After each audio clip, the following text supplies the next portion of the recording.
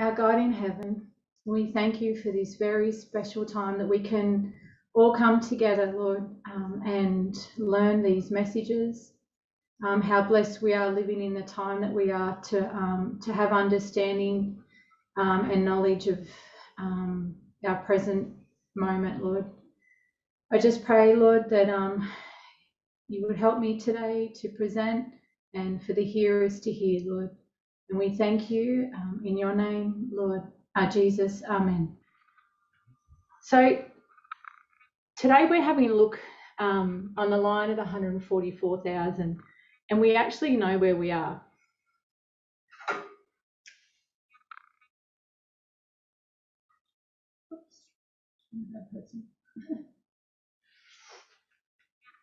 We are just before the Sunday law, and we've come to understand over time what this Sunday law is, and we're learning that it's not a Sabbath Sunday issue at all. And the reason why we still use the Sunday law, it's a symbol, and it's because it's easy to identify and it's familiar language. So before we do, a question I was thinking is, how do we recognise the Sunday law that's in front of us? So to recognise something, we have to have seen it before. That's how we, because we've got a memory of it. And it's the same principle, I guess, when you think about immunisations, how they work in our body. So when a virus enters our body, your body can recognise it because your body has seen it before because of the immunisations, and your body's created these memory cells. So for us to recognise the Sunday law that's in front of us, we have to have seen it before. And this is the Sunday law waymark of 2014. So we're going to go back to the priest line, our last reform line, and we know our reform line for the priests was 1989 to 2021. But what we want to have a look at this reform line is in two parts. So let's consider it in two parts. So from 1989 to 2014, what were we supposed to do in this time period? There was two things. We were to understand and accept the date.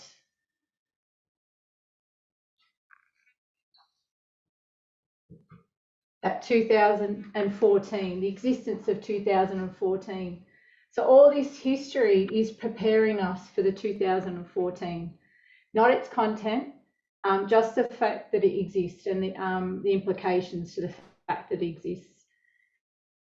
So in 2014, God expects us to accept 2014 as, or / the Sunday law. If we think of the midnight cry, the significance, the importance of the midnight cry, this history is helping us and understand not the fact that it exists, but actually now the content.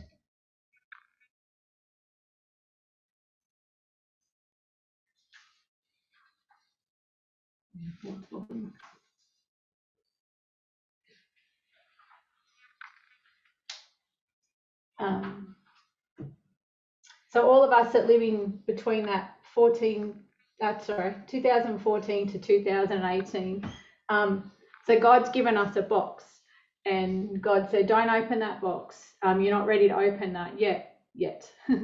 But it's labelled Sunday law, and just take it and accept it. But then what we had to do is open it and start pulling out the content of 2014. And people started looking in that box, and they were trying to find Obamacare and how Hillary Clinton is trying to destroy America. And when that box was open, people didn't recognise the content. So when we think about this whole reform line is really does revolve around 2014. So firstly accepting that it exists and having the faith to hold on, but maybe not fully understanding.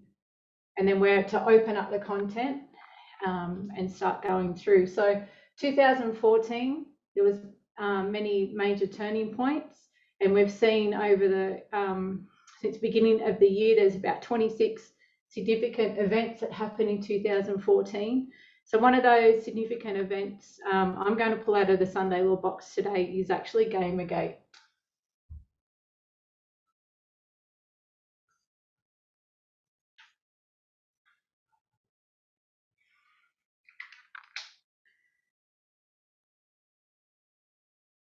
So we're going back to 2014.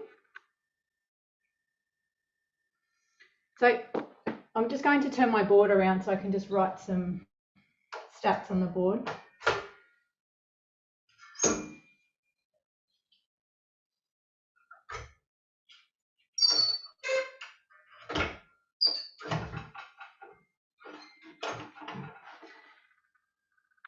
So back in the gaming world in 2014, there was about 1.8 million active gamers on 2014.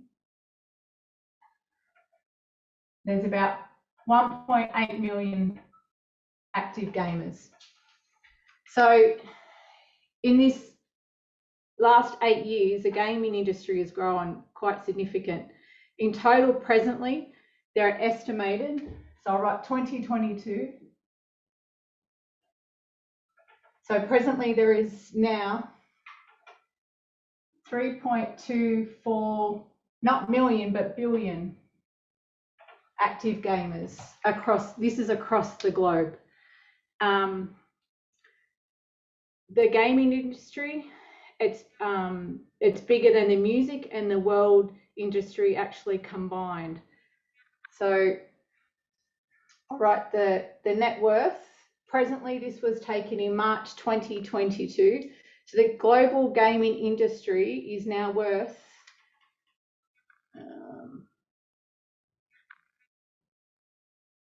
$300 billion.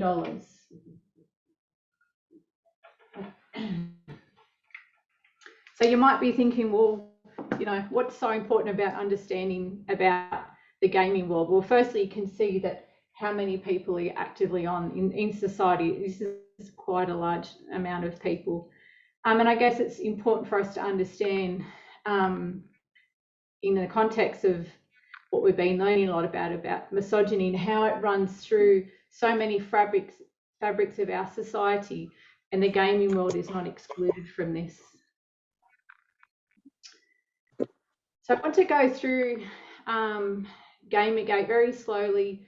There is a lot of information, so I've taken the huge amount of information. We're going to go through slowly. We might actually do it in 2 parts because there is a lot to get through. So what I'm going to do is just screen share a moment.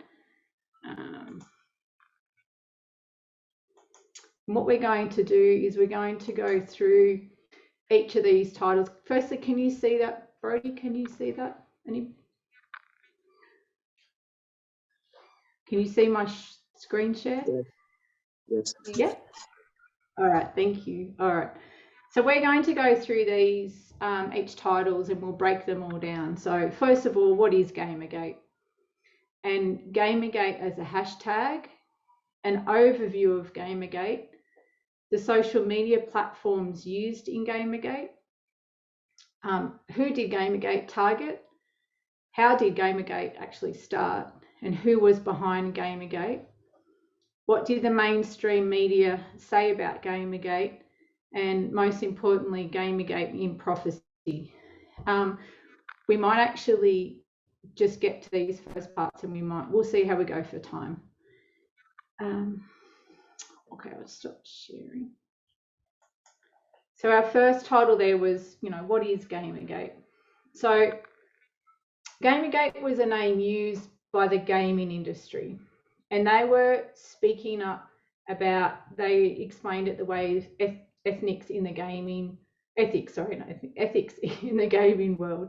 So you could imagine, so the Gamergate, the name, is there's the gate and the gamers are sitting at the gate. So they're seeing this corruption in the gaming world, and I'll explain what that corruption is. So it's between the game developers who develop the games and the game media who review the games. So we've got these two. So the gamers are looking at these gaming journalists, and they're claiming that they're promoting other game developers for their own benefit. So this is how the gamers found the name Gamergate. They're sitting at the gate seeing this problem within the gaming industry. So what we're going to see is how that name became weaponized and became and actually changed into a movement. That's what we're going to, and that movement reached and recruited a lot of people.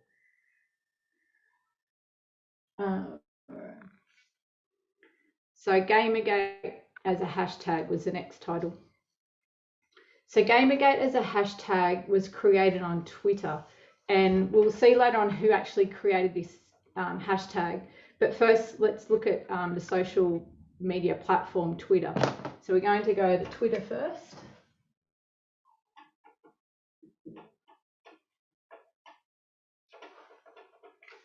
All right. So Twitter is a social media online platform where you can share messages, and these messages are called tweets.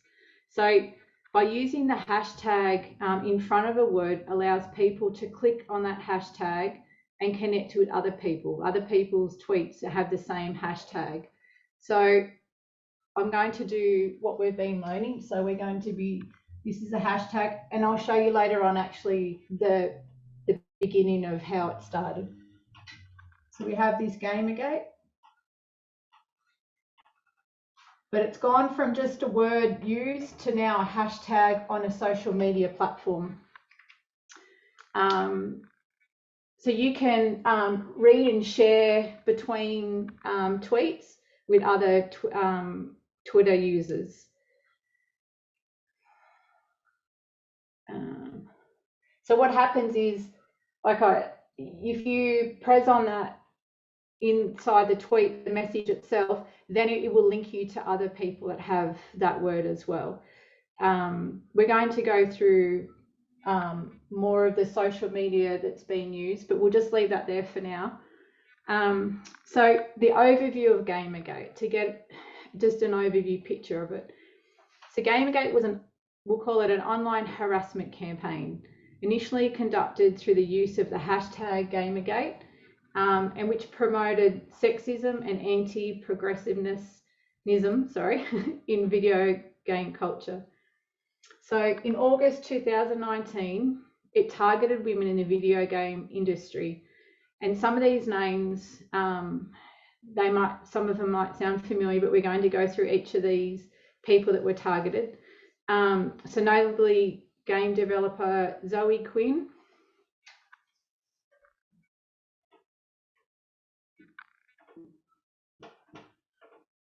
and we've got Brianna Wu and the feminist media critic Anita Sarkeesian. So Anita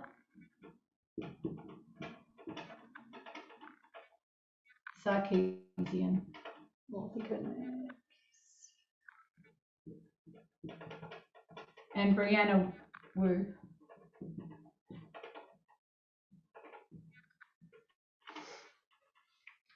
The harassment campaign included doxing, which we're going to talk about, threats of rape and death threats. So this is just explaining who and how the people were targeted, but we're going to have a closer look at these people. So let's have a look at the social media. So when we're going through all these, this presentation, you actually know what I'm speaking about. So we've talked about Twitter. So just on Twitter alone, on a daily basis, there's 206 million people per day. So that's a huge amount of people per day. We're going to YouTube. Oops.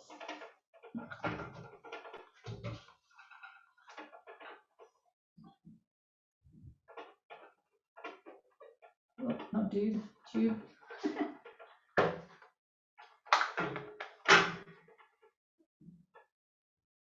I'm sure we're all familiar with YouTube. I won't go into how that works.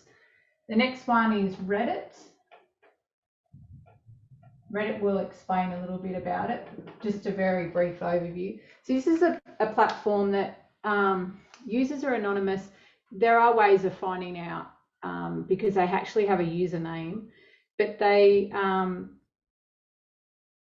so they do have a username. So inside this big forum called Reddit, these little subreddits, which are like a little message, like a message board or a community, we call them.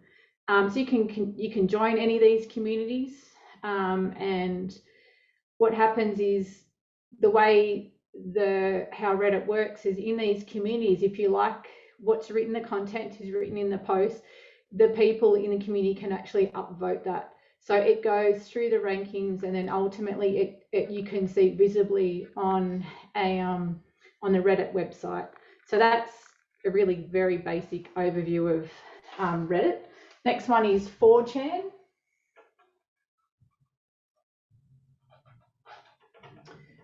I'm going to read this one a little. So 4chan is a series of it's very anonymous. It's an anything go forum. So it's kind of a step up from Reddit because you actually do have a username, where 4chan is different.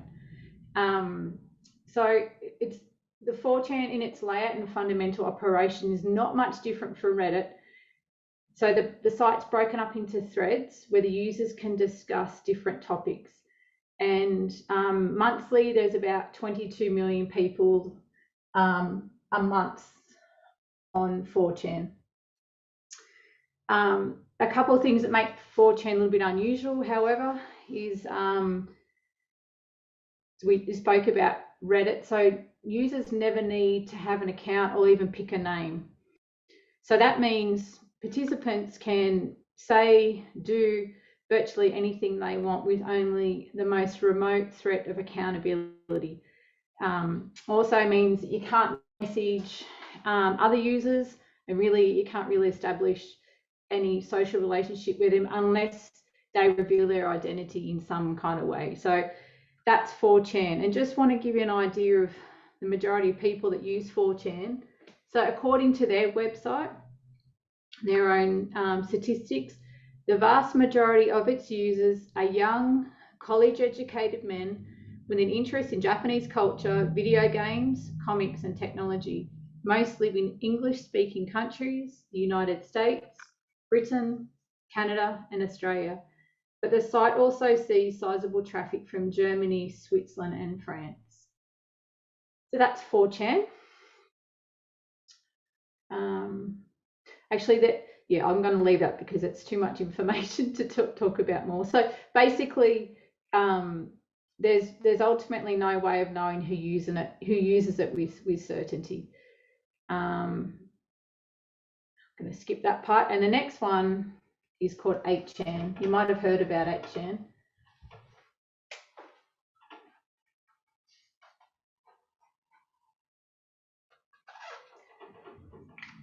So 8chan is a far-right message board that's a bastion of hate speech.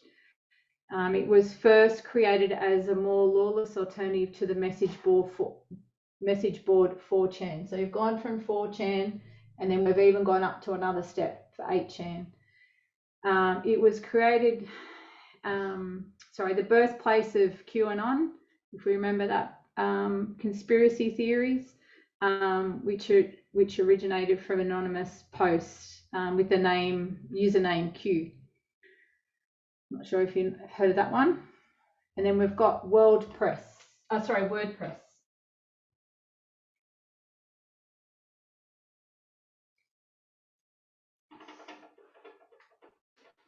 So this is a different kind of forum or a website. This is one that you can self-publish, where you can blog. And blogging is writing, it's sort of entry like a journal, like a diary style. So when we go through these presentations, you're going to hear some of these different social media platforms that we use through Gamergate. So the first one we're going to have a quick look at is doxing. Can you see down here, doxing? What is doxing? This is not a social media. This is a word used in social media. So doxing is taking somebody's personal information, like phone numbers and a home address, and they're taking it from the internet, but they're revealing it to the real world.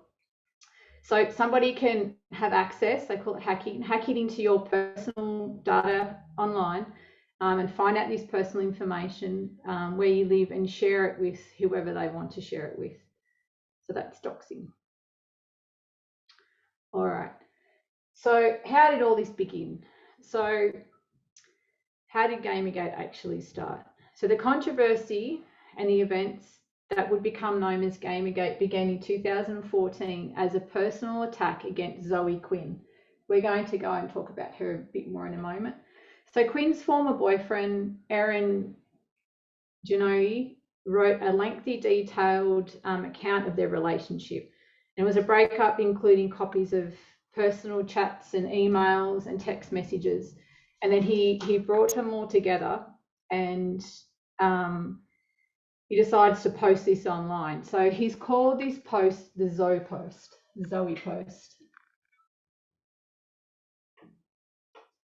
And we'll find out why he's posted this. I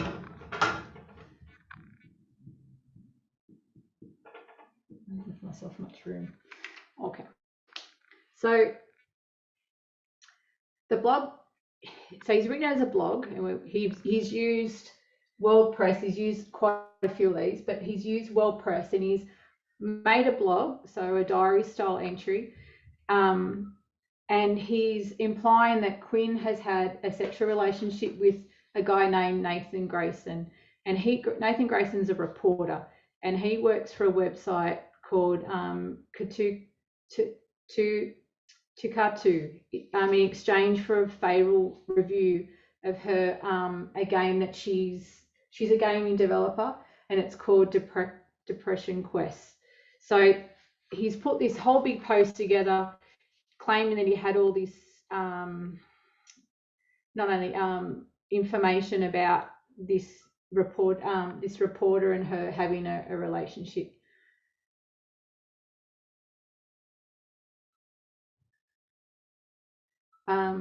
When you go through I just for, you know, trying to understand what was happening, I went through the post very quickly, and you can see it's a very one-sided post, very vulgar, and it's very one-sided. There's no content or anything, but what he does, he posts this online. So he posts this online, the gamers read it. These people at Gamergate, that's their problem. We've got the gamers and we've got the journalism. So they're reading this post, and they've seen that this Zoe has received good reviews on her game that she's made by the journalist Nathan, and they're saying this is the ethics of gaming that were in question, and now they all had proof. This is enough proof from the Zoe post. So let's have a look at the people that were targeted through this Gamergate. So there was many people that were attacked, but these are the three main people. So I'm just going to share my screen so you can actually see who I'm speaking about. It's just a bit easier to put names and faces together. So this is Zoe Quinn, and she's an independent gaming developer. She's released Depression Quest, and it's a tech-focused game designed to convey the experience of depression through a series of fictional scenarios based in part on Quinn's own experience with illness. So Zoe suffers from depression, and so she makes this different kind of video game, and it's to help others with depression. And how does the gaming world respond to this progressive game in the gaming world? This is what happens. So the game actually did receive positive viewers from the gaming media, but the backlash online from the gamers. So the media were like, oh, this is great, this is, you know, different, this is progressive, and but the gamers, there was this backlash from the gamers. So they disliked its departure from a typical game formats, emphasising violence and skill, and who opposed political intrusion into gaming culture. So Quinn was subjected to several months of harassment after its release, including, as we read about, rape and death threats. Quinn documented the harassment she received and spoke openly to the media. And this actually led to even more intense abuse against her, including doxing, so taking her personal information, her home address, and was posted online. So she had to flee her home out of fear for her safety. So the next person we'll talk about is Anita Sarkeesian.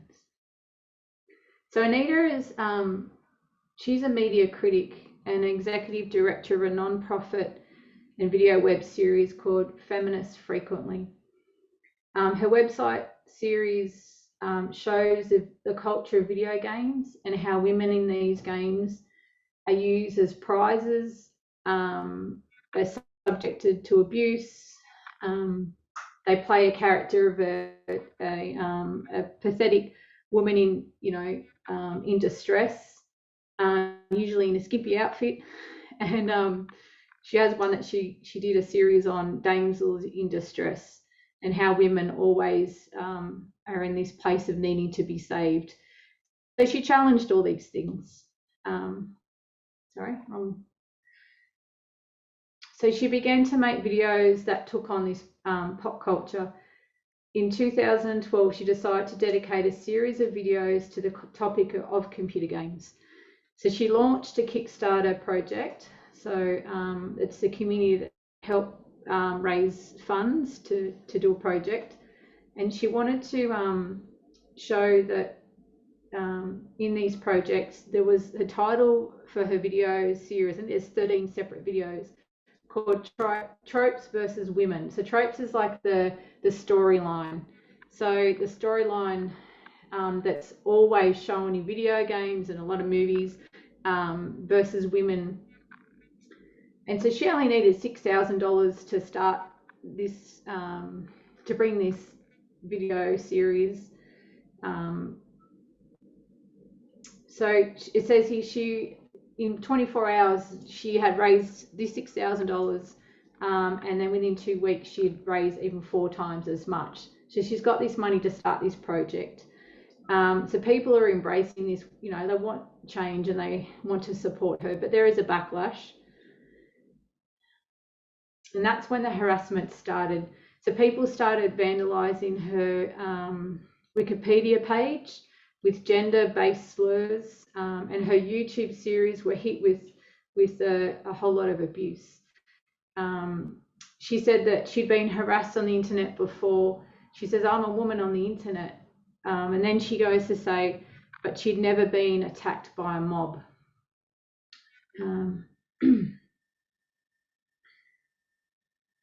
So it wasn't just the open hatred. There were multiple attempts to hack into her accounts and expose her. So they tried to get her Kickstarter campaign cancelled, and they were trying to report her to the FBI and the IRS, but she wasn't doing anything wrong. They tried to post her home address and even her parents' home address. And this is only the beginning. Anita received rape and death threats after launching the video series. And she also, in response, there's a game called Grand Theft Auto, which encourages players to murder prostitutes with impunity, and she challenged these things.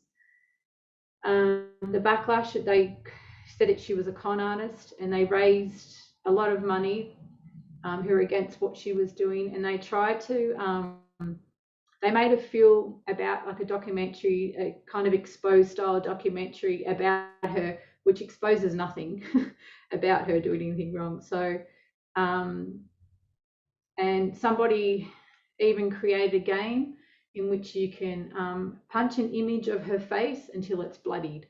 So this is the kind of abuse. But then there's more. The day before a planned speech at Utah State University, the university's administrations received an email threatening a mass shooting. So they've received at the university an email, and what was written in this email is quite frightening. So it says, "This will be the deadliest school shooting in American history, and I'm giving you a chance to stop it." So the sender doesn't use his real name. He uses the name of the man, and I'm not sure if I'm pronouncing this correctly, and you may have heard of Mark Lepine. So Lepine, he killed more than a dozen women in Montreal in 1989, and after I'm calling them a bunch of feminists. So Sarkeesian cancelled her speech event after organisers refused to install metal detectors. So if you're unfamiliar what happened in 1989 in Montreal, Polytech, it's a Polytech shooting. I suggest you read it. It's horrific what happened to these women. Wikipedia does really cover it really well. So it was a brutal feminist massacre, basically. So this is the biggest thing that happened in 1989, and he's bringing that into 2014, and they didn't even want to hear about it. They didn't care about it. They didn't even put metal detectors for any security measures at all, even the basic security measures. But if you think a mass shooting threat was bad enough, how about a bomb threat? So when Sarkeesian was due to be honoured with a gaming award in San Francisco, an anonymous email was sent promising to detonate a bomb unless the award was revoked.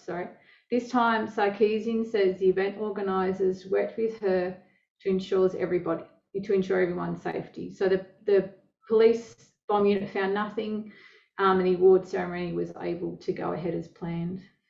So Anita just says what she thinks about Gamergate. This is her quoting her.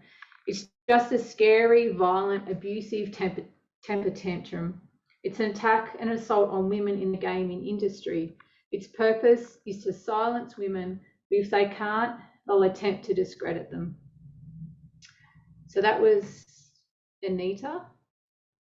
And we're going to have a look at the next person is Brianna Wu.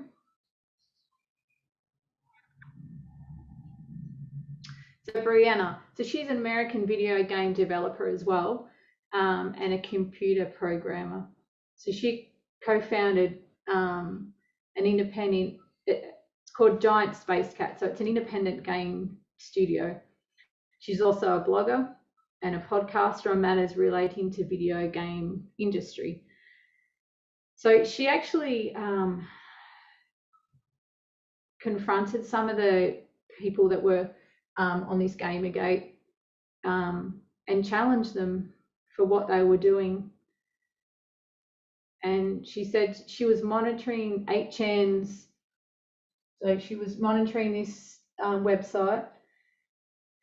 An anonymous user posted sensitive personal information about her, including at least one post containing her address. So they've doxed her as well. So she began receiving multiple specific rape and death threats, including her address. And of course, this caused Wu to flee her home.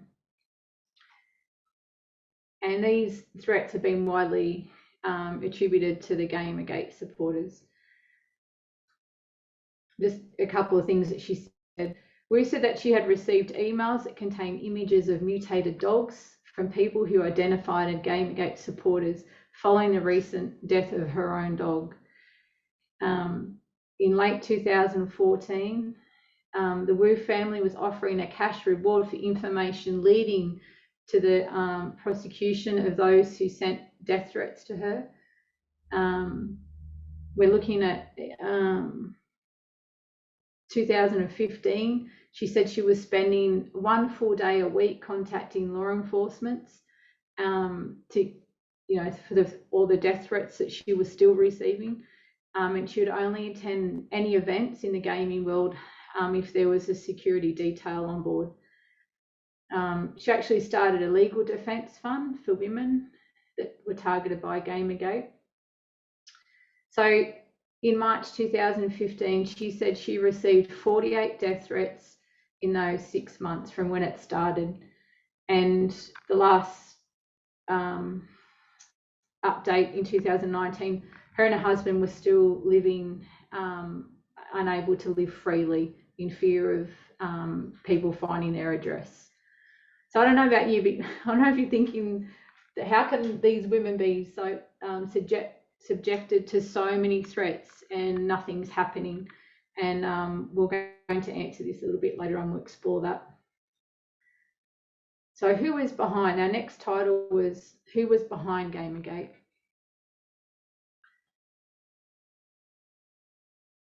So here's Aaron Giannoni.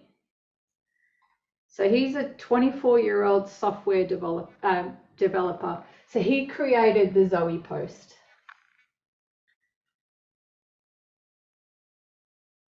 So Zoe's ex-boyfriend was obsessed on destroying her reputation, and thousands of online strangers were eager to help. After all, he was protected by the First Amendment, right? So he's really a free speech advocate, all about the First Amendment rights. So he wrote this Zoe post, and because she'd been harassed before, he knew she'd been harassed before when she put her Depression Quest game out there.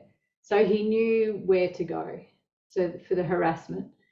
So on August the 16th, 2014, he put 2 video posts on 2 video game sites. I'm not going to write these up because I don't really, it's the only time we sort of can mention them, but it was Penny Arcade and Something Awful. And it quickly found its way to the 3rd. So it got to 4chan.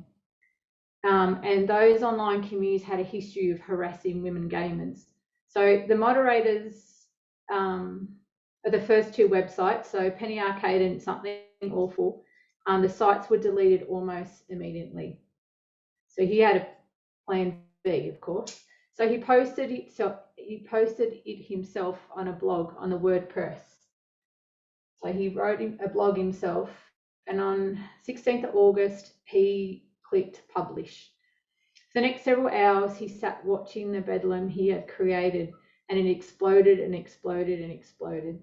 So he designed the post to go viral and inflict as much damage as possible against Quinn. So I'll just write his name.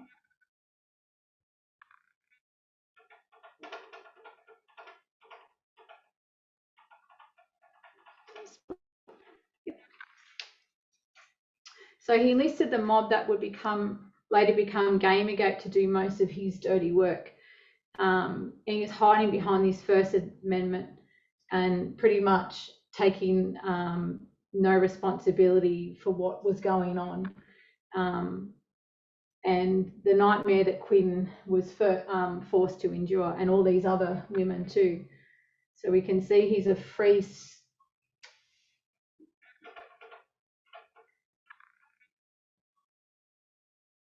I did read one article that he was atheist, but I don't want to put that up because I've only just read it from one source. So I still want to research that a little bit more.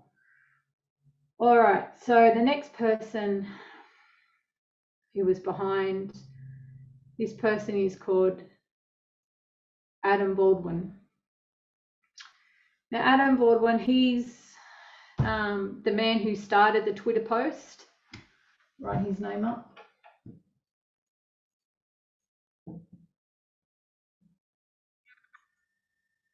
What I might do is scroll down and have a look at this Twitter post. If you're not on Twitter, it's hard to get an idea. Skip down quickly. So this is the original post that was put on Twitter in 2014. We can see the date down there.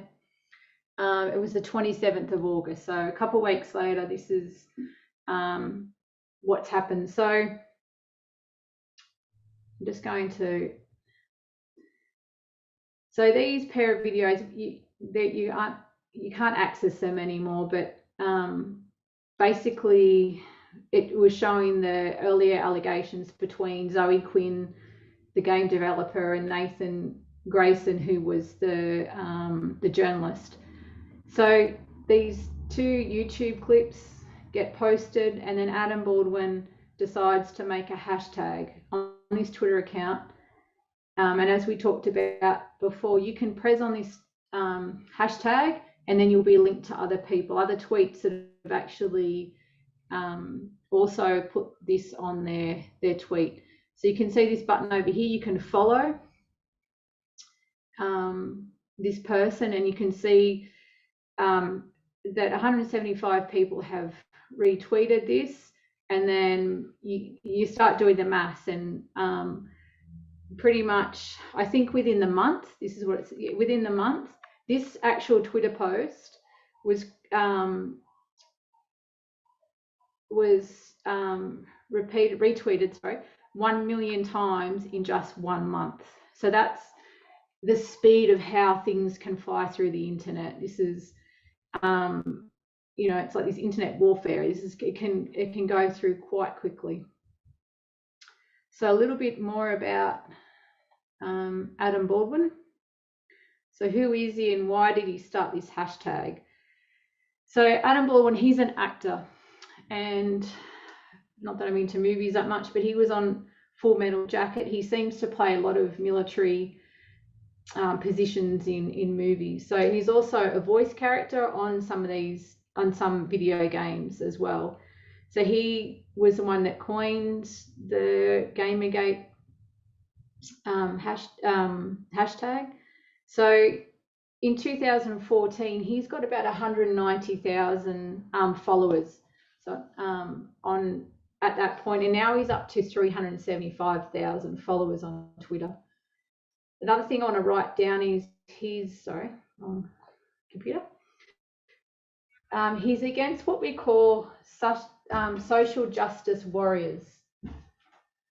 So we call them SJW, social justice warriors, and we'll talk more about that as we go through. He's also a small government. His political views, he's a small government.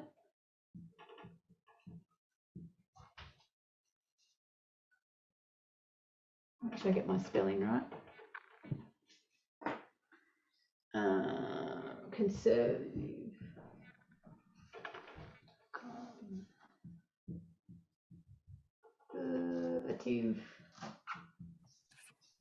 Rachel, do you want to stop the share screen at some point? Yes. So we can... Is that okay?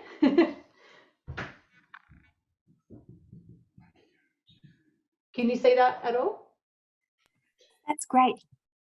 Thanks, Brodie, for the reminder. So Adam Baldwin is a small government conservative libertarian.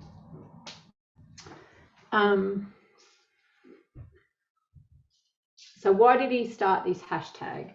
So he started hashtag Gamergate in response to what he saw as these social justice warriors, or this warfare, he called it, focusing on misogyny. So I'm just going to quote something that he said. He said, "I had no intention of creating a hashtag movement or anything like that. You get these game journalists who want to change the world by invoking social justice, which really means this: have the government be bigger, take more money from people, and institute fairness quotas." So that's how he says he had no intentions of creating a movement, but that's exactly what he started. So to go through what an SJW is, we'll just talk about that for a minute, because it does come up quite a few times. So we're going to go to Wikipedia. So this phrase originated in the late 20th century as a neutral or positive term for people engaged in social justice activism. In 2011, when the term first appeared on Twitter, it changed from a primarily positive term to overwhelmingly negative one. And during what time do you think this might have been? Yes, it was through the Gamergate controversy. The term was adopted by what became the alt-right, and the negative connotations gained increased usage, which overshadowed its origins. So beginning, it actually was used in a good way, but now they've kind of weaponized it. So anyone that would come against any of these people in Gamergate, they would just call them SJW, and that was a way of having a negative attack on them. Some water. The term's negative use became mainstream due to the 2004 Gamergate harassment campaign, where it emerged as the favoured term of Gamergate proponents and was popularised on websites such as Reddit, 4chan and Twitter. Gamergate supporters used the term to criticise what they claimed were unwanted external influences in video game media from progressive sources.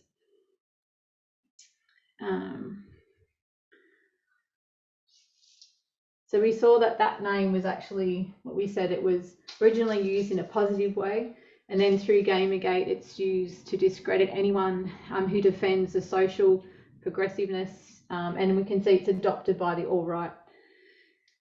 So we talked about Adam Baldwin being a small government conservative libertarian, and we're going to talk about that a little bit later on.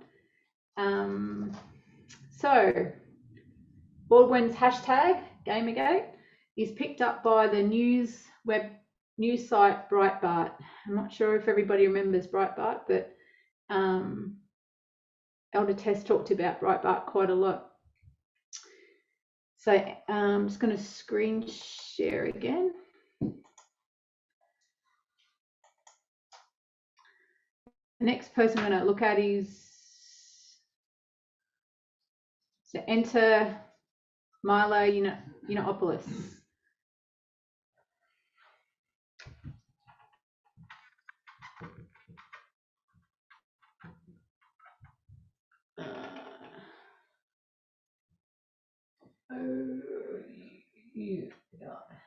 Milo Yiannopoulos.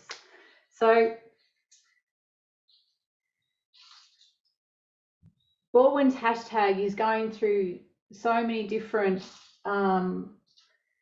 forms of social media. So it's picked up in the news site Breitbart, and we're going to read what Milo writes in a moment about it. I just want to read the title. So he picks up, this hashtag, and he decides to write an article about it. So this is the title: Feminist Bullies Tearing the Video Game Industry Apart. So we'll come back to that article in a moment. But who is Milo Yiannopoulos? So to say that he's extremely controversial is a very big understatement. If you just go to his Wikipedia page, you'll see who he really is, but there's too much to cover. So I'm just going to do a really quick summary of who he is. So he's a British far-right, alt-right political commentator. He's a public speaker and a writer, and his speeches and writings often ridicule Islam, feminism, social justice, and political correctness. He's a former editor of Breitbart News, a far-right media organisation, and he's also a free speech advocate. So in 2014, he starts writing for Breitbart News, and I'm just going to read a little bit about this.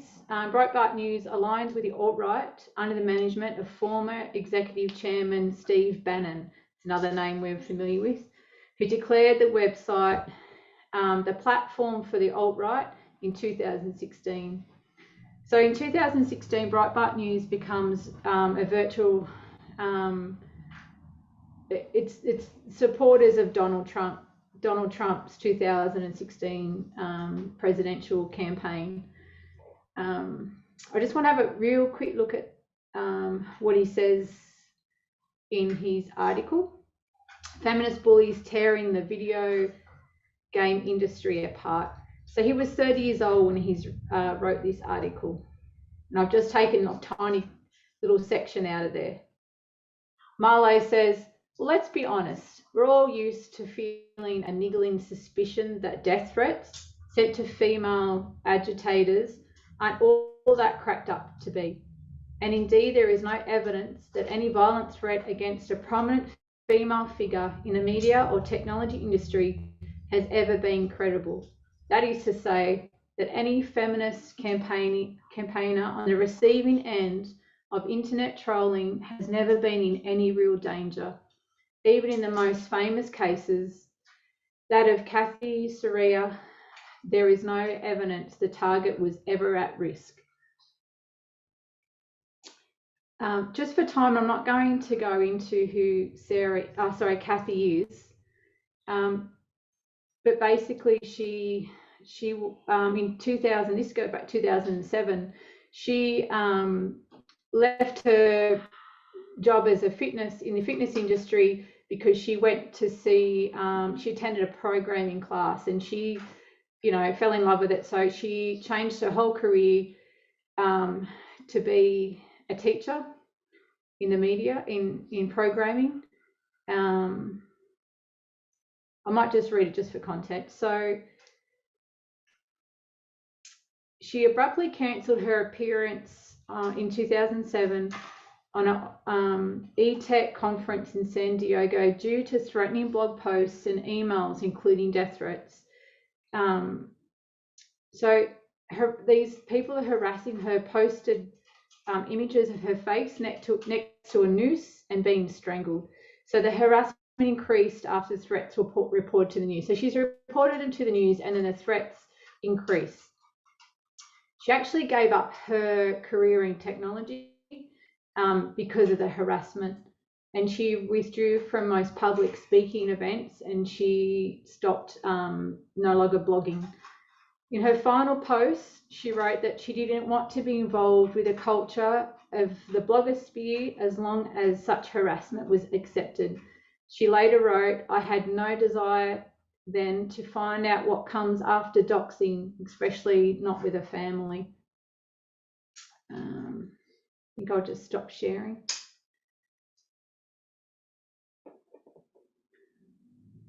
Okay. So he's saying here, there's no real evidence that the target was ever at risk. So those things that I was sharing about these people, these women in the industry, I didn't go into detail what kind of threats they received, but it was gruesome. It was sickening. And most of these women, especially Brianna, she's got it's just left my head, post-traumatic syndrome. And they're all still living in that sort of fear. So, you got shooting threats and bomb threats. So this is the kind of mindset of Milo, not really understanding what these women are going through. So he's also a free speech champion. And another free speech champion is Mike Shinovich, and last person to talk about. That was Milo. And this is very briefly touching these people and their lives. There's so much more detail, but I don't want to get lost in too much detail. So he's a writer and he's armed with a law degree. So he's actually involved in the Pizzagate conspiracy theory, and we've covered that a few times in this movement to see the damage that caused. On Twitter, he has 887,000 followers. He's got a big following. He is, I write his name, Mike Sanovich. And he's big in the men's right activists. Also a free speech advocate. So how did he get involved? So he got involved early on in the piece, and he got in contact. I've actually got a few little, just to show you on a few little tweets that he sent on Twitter. He got in contact with Aaron, and because Zoe Quinn actually, understandably, she put a abusive prevention order against Aaron. So let me just quickly show you these. And Brody, can you tell me, is that clear or should I zoom in a bit?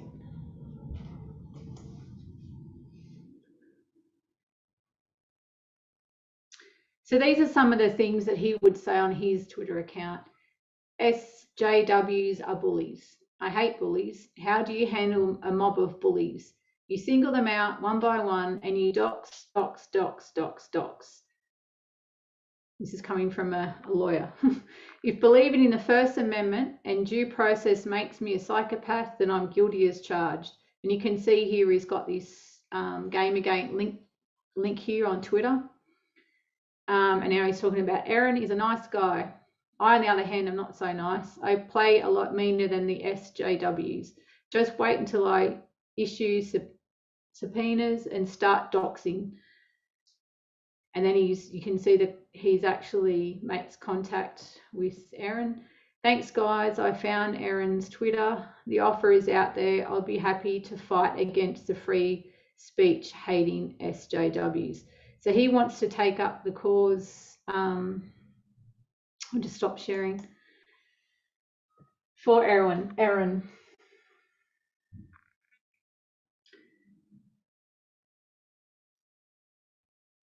So Sanovich claims to defend this free speech, in particular the freedom to harass women, to make misogynistic, violent comments. He came to prominence through this role, through Gamergate, and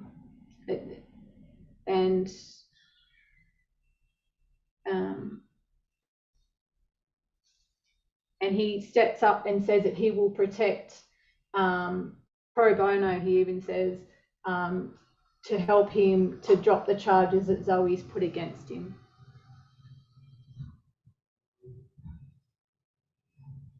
Just lost my spot. Another thing, just to give you a bit more context about Mike. So in 2017, he joins the conspiracy theorist Alex Jones, a co-host a show on InfoWars. He moves even further and further into the world of conspiracy theories. And I said it before, he was a writer, and the books he has written are very disturbing. I'm not comfortable at all reading any quotes from his book at all. They're just sickening. It doesn't take much to find what he writes about his ideas of women and dating. And just to put one tiny thought out there, he says there's no such thing as date rape. That's his mindset.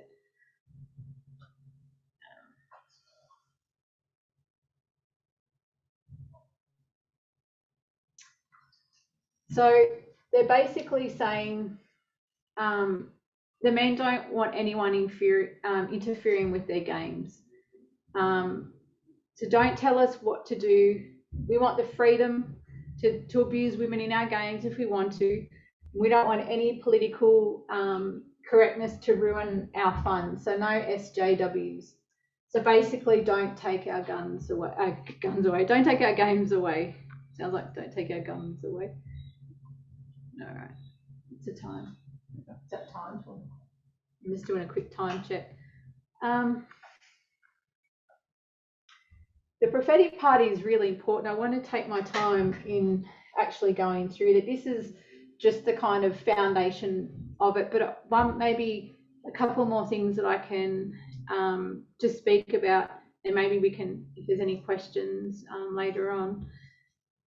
So how did the media respond in 2014 when this massive harassment online campaign, this movement was spreading through the internet, was threatening people, women, their careers? How did they respond? So basically, they didn't. All they did really was had a look at the two sides of the argument, and that's all they really presented at that time. So they really ignored and actually even excused the significance of it.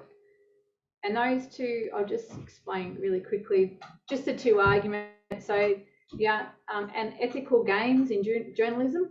So, you know, now they've got proof of trading sex for professional advancement. And the other side is they just said it was a misogynist, you know, harassment campaign, you know, women being harassed by men on the internet. So they were just sort of giving these, you know, this is what's happening here and this is what's happening here. They didn't really get the whole picture. They just tried to see both sides. And that was a real failure on the mainstream media, because they didn't really call it out what it was for and what it was showing in society of how much sexism is out there. So if we think of if maybe these attacks were racially based rather than gender based, maybe the mainstream media would have covered it, and even the law enforcement may have been more actively involved.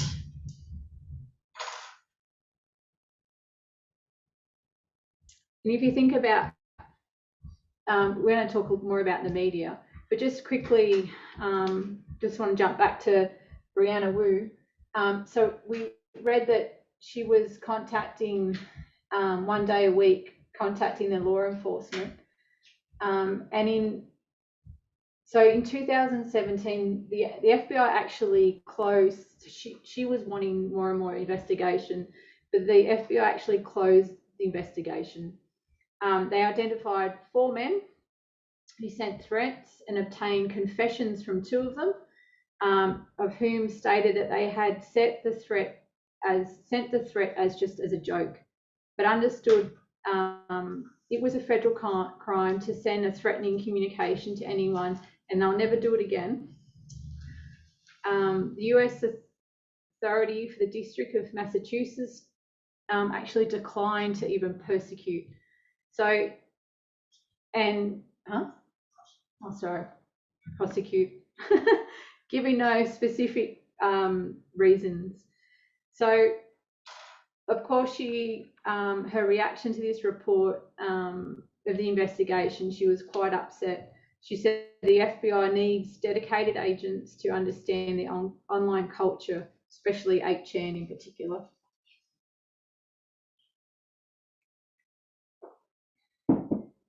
All right.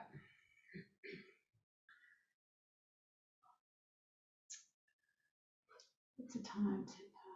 A bit early. Okay. What we might do is have just a little look into a little bit of the Gamergate in prophecy.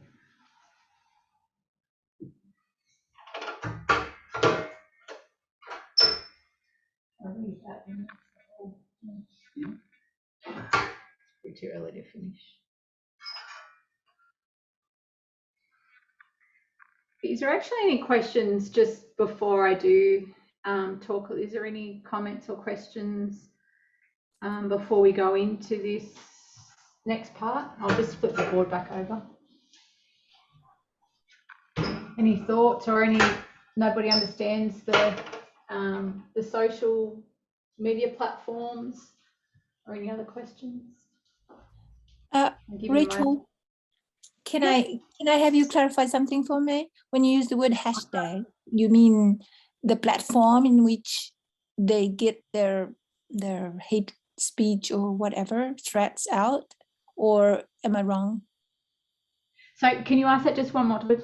Someone's lawn mowing outside. It's really hard to hear. Could you say that again? The hashtag, I heard that part. Yeah, just explain the terminology for me. Sure. Brief sentence is all. Yeah, that's okay.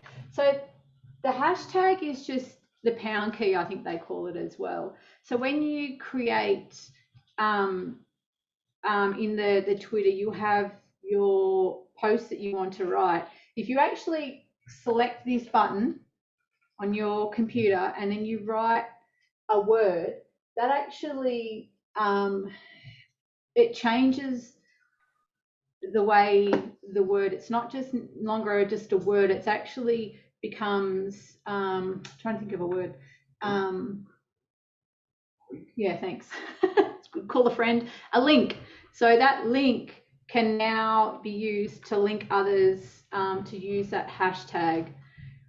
And then that's the way that you can find other people that are talking about this Gamergate. You can write it yourself or you can click on it, and then that way that's how the community finds each other. Is that okay? Yeah, thank you. That's okay. There's a lot of information going on. I'm just trying to get the foundation before we move on. Has anyone else got any questions or comments? Just about what you were just saying, does it sort of create a community? Sort of. Yeah. The hashtag. Yes, it's because, like I showed you on that Twitter thing, when Adam Baldwin wrote that word, it's like you said, he didn't mean to create a movement, but that's what happened, because that community or that movement is all connected. So they're all linked now together. So all their tweets, everything that they've said are all linked by just simply having this written on their tweet. Okay, thank you. That's okay.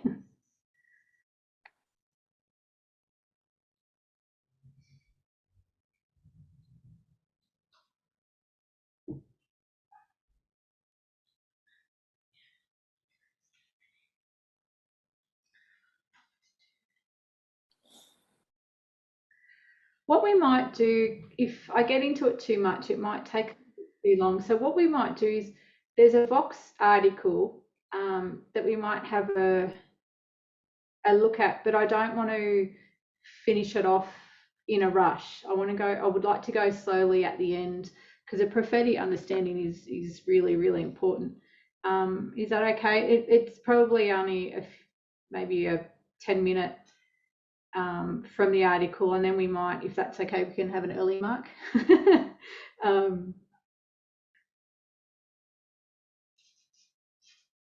I hope that's okay. So, like I said before, the mainstream media in 2014 really didn't cover the extent of really what was going on, but this article from Vox was written January the 7th, 2021. All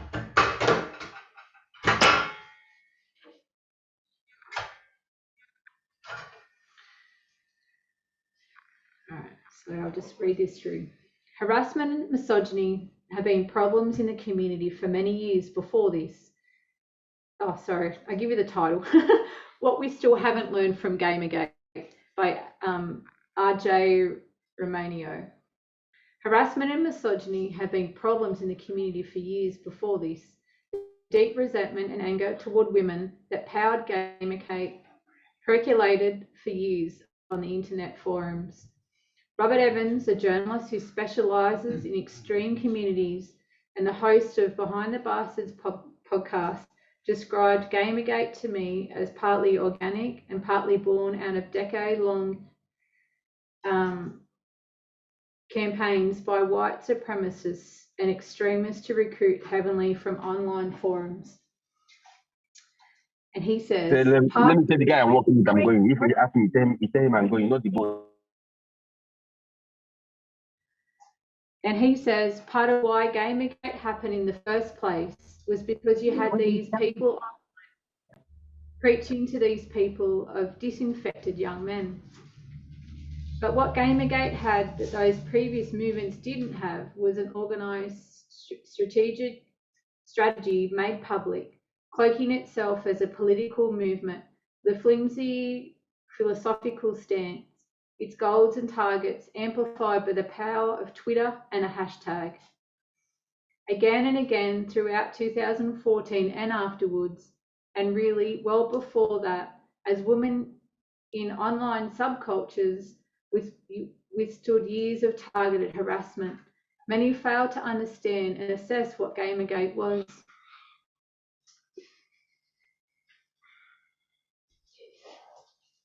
The media, tech platforms, the niche internet communities, these reactories came from places with marginally obscure names like 4chan and 8chan, for instance. The corporations they easily manipulated, and the general public who seemed to take it as a nebulous online noise. No one properly identified Gamergate as a major turning point for the internet. The hate campaign, we would learn later, was the moment when our ability to repress toxic communities was written off just as trolls began to crumble. Gamergate ultimately gave way to something deeper, more violent and more uncontrollable. It's tempting to wonder if we could have stopped Gamergate before it happened. In the years before it came together into a systemised movement, perhaps we could have squashed these kernels of hate with better forum moderation, more serious attention to the problem of misogynistic harassment, and less reliance on the long-standing twin internet wisdom of prioritising free speech and starving a troll until they go away. In truth, by the time Gamergate had begun, it was probably already unstoppable. But our own inability to learn any lessons from it was what allowed it to scale all the way to the White House. It had been argued that Gamergate helped elect Donald Trump as US President in 2016 and assisted other right-wing movements.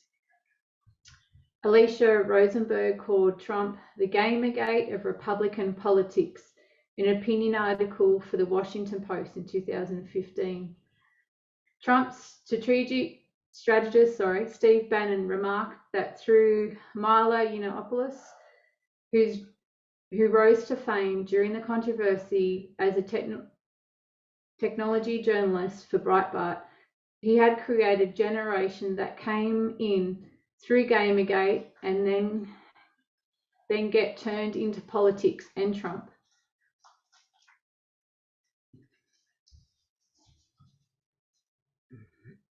In the wake of storming of the US Capitol on the January the 6th by Trump supporters, bystanders on social media had plenty to say about the root cause and contributing factors that may have led to this flashpoint. So I'm actually going to stop there. I know it's not good to stop halfway through an article, because if I keep going, then it's going to be a lot more I need to present. So basically this article is just pretty much bringing us up to speed what we had just talked about. Gamergate was a major turning point on the internet. We know that it's a major turning point on our line. And so the article was written in 2001 on January the 7th, so a day after the storming. And I hope to leave you just sort of halfway there, but I think if I keep going, like I said, it will just probably another half an hour on top of that, or 40 minutes. So I don't want to give the answers away just yet. So I might leave it there and we'll do a part 2, and then I'll be able to really draw out the prophetic understanding a lot more. So thank you for being with all of us today, and I'll just close in prayer, if that's okay. Our God in heaven, we thank you, Lord, for the ability to gather all together. Lord, a lot of information has passed through today, the hearers, and I just pray that you'd help these things settle into their minds, that we may gather more information and see the bigger picture of things, and understand more of the Sunday law that we're walking close to. We pray that we would recognise the importance of what Gamergate is trying to show in this Sunday law time period, and that we may have a memory of it and be able to recognise it as we go forward. We thank you, and we give all glory to you. In your name, Jesus. Amen.